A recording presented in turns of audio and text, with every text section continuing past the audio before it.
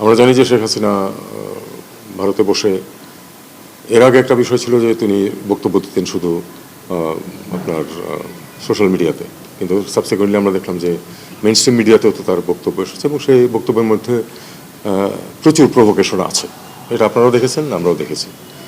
তো আমরা এটা যিনি এখানে একটা কোর্ট থেকে শাস্তিপ্রাপ্ত হয়েছেন, তিনি আমাদের পাশের দেশে বসে এখানে অস্থিরতা সৃষ্টির চেষ্টা করছেন, এটা আমরা আপত্তি করব বা তাদের সহায়তা চাবো যে তাকে ফেরত পাঠান, এটা খুব অস্বাভাবিক কিছু না, কিন্তু সেটা তারা সেদিকে যাননি।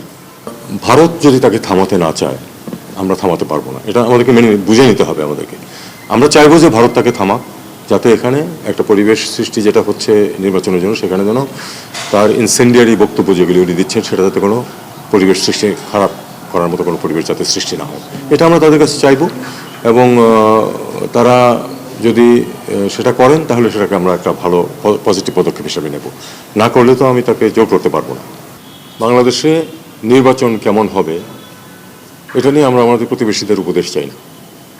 আমরা এই সরকার ডে ওয়ান থেকে স্পষ্টভাবে বলে আসছে যে আমরা একটা অত্যন্ত উচ্চমানের মানুষ যেন গিয়ে ভোট দিতে পারে সেই পরিবেশ সৃষ্টি করতে চাই, যে পরিবেশ গত 15 বছর ছিল না।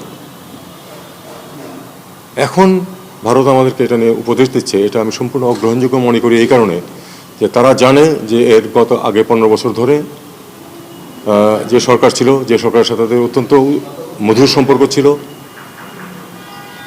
তখন কিন্তু এই যে নির্বাচনগুলি প্রহসনমূলক হয়েছে তখন তারা একটি শব্দ উচ্চারণ করে না। এখন সামনে একটা ভালো নির্বাচনের দিকে আমরা যাচ্ছি, এই মুহূর্তে আমাদেরকে নসিহত করার তো কোনো প্রয়োজন নেই। আমরা জানি আমরা কী করবো। আমরা একটা ভালো নির্বাচন করবো যেটাতে মানুষ ভোট দিতে পারবে এবং যাদেরকে ভোট দেবে তারাই নির্বাচিত হবে, যেটা এর আগে গত 15 বছরে ঘটেনি।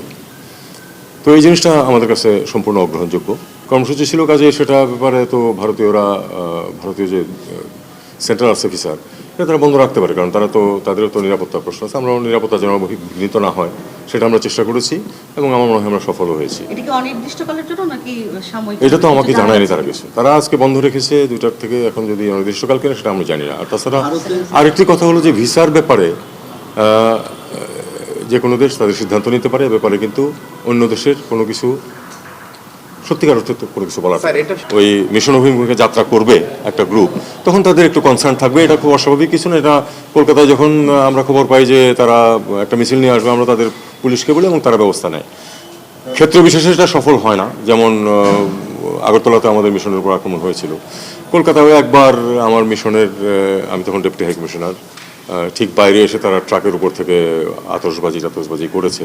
এগুলি হয় ঘটনা, কিন্তু এটা ইনফর্ম করা হয় এবং সাধারণত পুলিশ ব্যবস্থা। বাংলাদেশ কোনো সন্ত্রাসবাদে বিশ্বাস করে না, এটা আপনারা জানেন। আমাদের একটা নীতি আছে এ ব্যাপারে সরকারের, এবং আমরা কোনো বিচ্ছিন্নতাবাদীদেরকে আমাদের ভূমিতে আশ্রয় দেব অবশ্যই এটা এ সরকার করবে না, এবং আমি অনুমান করি যে বাংলাদেশের কোনো সরকারই করবে না। এটা একজন অ্যাক্টিভিস্ট রাজনীতি করেন উনি বলতে পারেন, কিন্তু সেটা সরকারের অবস্থান অবশ্যই সেটা না।